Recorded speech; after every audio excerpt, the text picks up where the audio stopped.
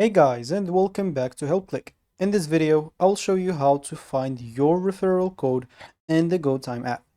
Let's first check our special offer in the description. So let's get started. Of course, important to know that not every GoTyme user has a referral code.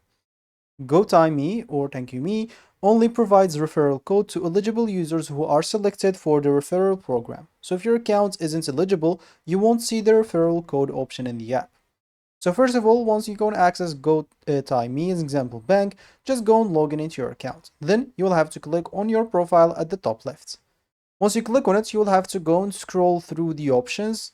And as I said before, you will have to look for refer or invite friends or referral reward section will be found there specifically if you have it or if your account basically is eligible for the referral program.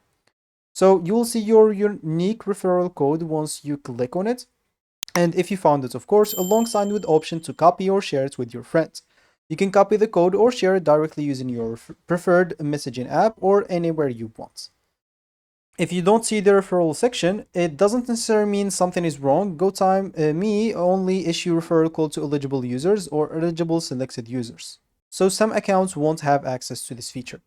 So that's it for me in this video. If you found this helpful, like and subscribe and watch our next video.